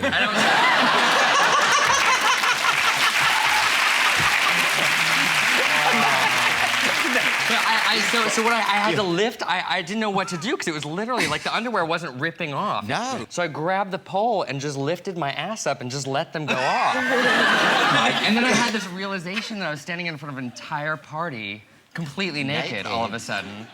And lovely Chris, my boyfriend, just handed me a bowler hat. Took the bowler hat, put it over my cock, and... Yeah. That is so camp, though, isn't it? You get all your clothes taken off. Only at Elton Stag do could someone hand you a bowler hat. Normally it's a oh, thank God for that. You know what I mean? Now, you're back with your third album, Night Work. Yes. It's down, dirty disco, that's what I think. Am I right? Yeah. Among other things, yes. Yes. I love the cover. It's very iconic. Whose bum is that? Whose bum? It's a ballet dancer named Peter Reed, and the shot was from 1980, and it's a Robert Mapplethorpe photograph, who's a New York photographer who is, has an incredible body of work. And likes to photograph people with incredible bodies. Because when I heard it was Peter Reed, I thought it was the ex-Coventry City manager, because I knew he liked to dance. Honestly, and I was a bit freaked out. I was like, I know he's got tight buns, but that's ridiculous. Put it away, Peter, you pervert. Now, this album's been a long time coming, but you scrapped the old one. We wrote too much. Yeah. We wrote too much. We had a lot of songs. And it was like, you know, we had like weird country murder ballads next to like cold new wave, moany, you know, and I wasn't sure how it all went together. And I think neither do I. And it just there just came a point where I was like, okay, let's, you know, write a whole bunch of new ones and forget that those really existed. But you must have a lot of power to go to the record company and say, we're not sending it out. Were they pissed off? What are they gonna do? Like, come into our studio and, like, you know... Don't have a go at me. I was only suggesting it. Look, if it's crap, scrap it, love. I'm with you. Yeah. And which track are you performing later for us? We're doing Running Out, which is a really fun album track. Can't wait for that. Give it up for the Scissor Sisters!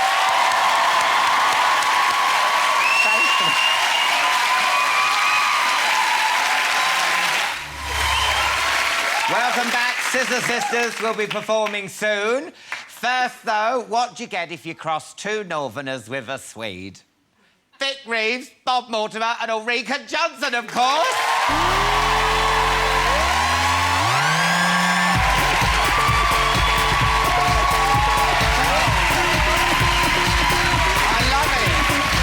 Hello, Alan Carr. Hello.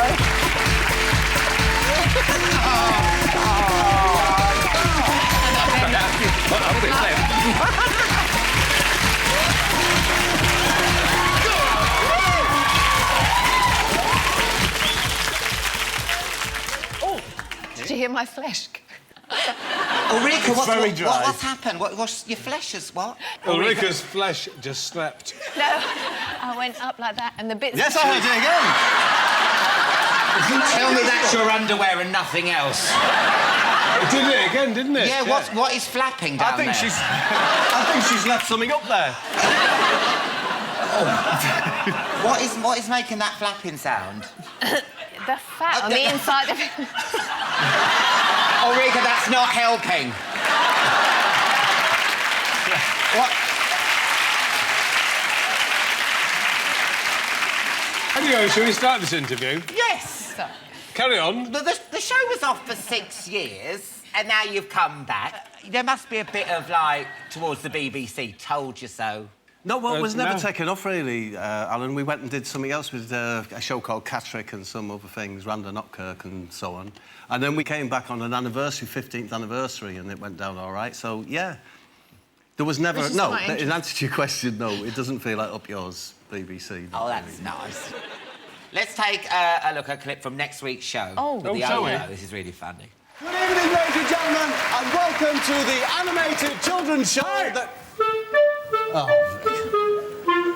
No, thank you, Vic. What do I do now? Right, will you play it? I'll blow it, all right? Well, get on, then.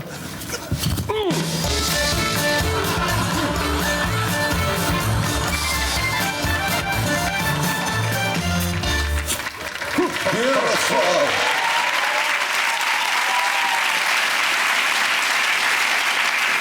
And that's what really happened. That really happened. Yeah, I know. I can't believe it. How do your, because you've all got teenagers now, haven't you? That is a lovely sight and sound, can I just say? Vic eating a pork scratching. It doesn't get better than this. Now in HD. I'm so sorry, Alan. I didn't hear a word of that. I've got these crunchy things going on. You've got teenagers now. What do they make at the show? Because I watched it last week and you had your ass out. Are they embarrassed Quite right, yes. by that? I assume that they probably would be embarrassed, but, you know, Dad's ass on a show. Whatever next. Whatever next, yeah. Well, yes, but what a fine ass. Do you know what? It was very pert. Yeah. Well, actually, But actually, it wasn't... I actually used a body double for that shot. You never and did. I did, and the body double was Ulrika. How many have you had, by the way, love? Just out of interest, how many have you had? How many what? Drinks. Not but that one there. You give over. Actually, Bob gets his arse out in shooting stars in this series. Did you find it quite liberating? I did just for a moment, and then, as Actually, you said, I wish I was dead. You're very good at when we bring Angelos on and they're playing Mr. Bombastic, and the boys are both going like that. Yeah. You do that very well. Thank you. And that's worrying. He does do it very well. Come on, let's have a look. it. Bob, Come come on, on, let me... please. Do it.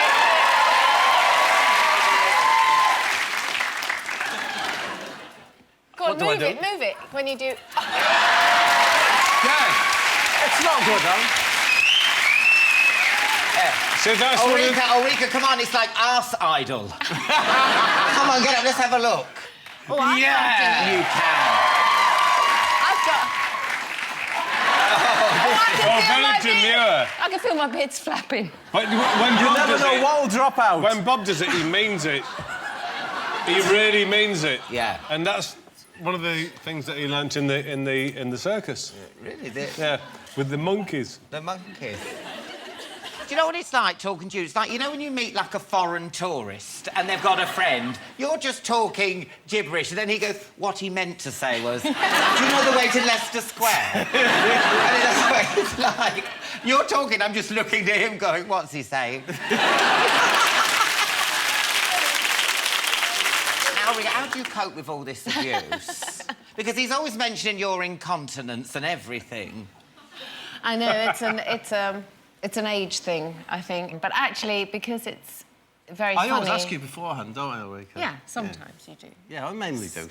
Sometimes. He says, if you don't mind, you won't be offended, will you, if I da-da-da. Do you reckon it's like in the playground, they pick on the girl that they fancy? Do you reckon there is a bit of that going on? Yeah, I fancy Ulrika. Well, she's a fine-looking woman. Well, she slept with everyone else, but not me. How do you put up with this? 15 years! They're funny, and when they're not mad like this isn't even... They're actually quite clever. Yeah. Oh, I've never This is a seen bit... that. I know. This is not one of those nights. No. But, yeah. No, because when when they take the piss out of you and sort of, sometimes in the press when you're getting slagged off, do they protect you? Do they come round you, or do they get phone calls from them saying? No. Ulrika won't let me have a number. I'm not actually allowed around. I've been round at your house. I came round and I paid you Stayed attention. over. What? You Did you let him in? over. Did you let him in? Not that way. No, I wasn't saying. She's worse than you thought, isn't she? I know. No, not vaginally. Did you let him in your house? The last time I heard somebody say vaginally was when I was in labour. And the midwife walked in and said, we'll still have this baby vaginally. Oh. Because that was your name then, wasn't it? Now, the papers love to have a dig about you, and they had a dig about your weight last week, didn't they? I think we've got... Does it still hurt you and affect you? I've always actually had a very kind of skinny collarbone here. Yeah. That's not an excuse. I am very... I am very thin. Would you see that in the paper about me this week, having a weave? They said I'd had a weave fitted, my eyes lasered and my teeth done. Well, I'd ask for your money back.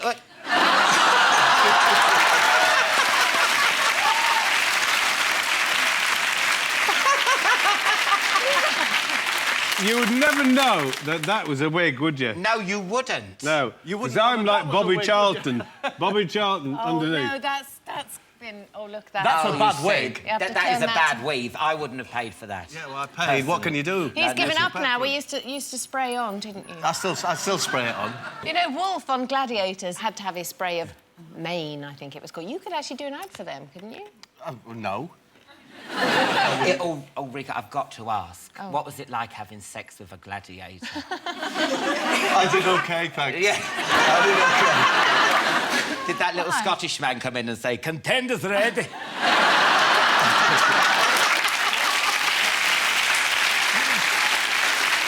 Ulrika, you start on my first whistle. What was it like?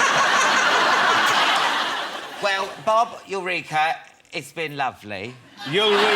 Eureka. I always call you Eureka. That's all right. I'll say it again. I've been called many things. Has it been all right for you? It has been good. It's been an absolute pleasure, but just...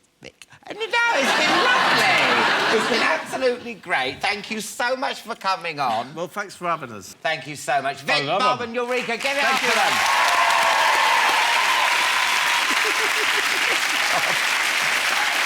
That's it for tonight's show. A massive thank you to Joanna Page, Vic and Bob, and Eureka. Now with an exclusive performance of Running Out, it's Scissor Sisters!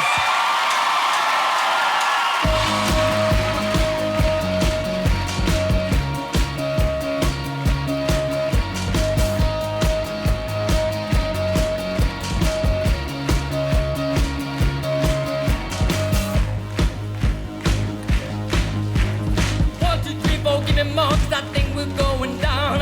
What you need it for? Pass the weather around, we're going right back to the borderline. Now you should save yourself.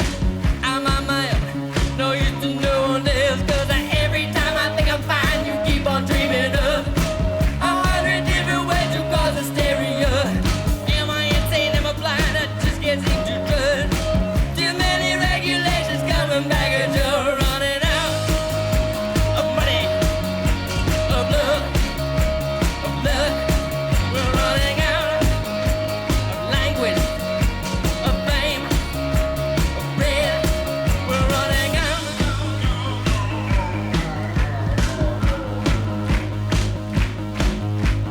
Something tells me that I'm fine, but when I get enough, another one wouldn't be too much. Instead, I chew it up and spit it out. It's too big to swallow.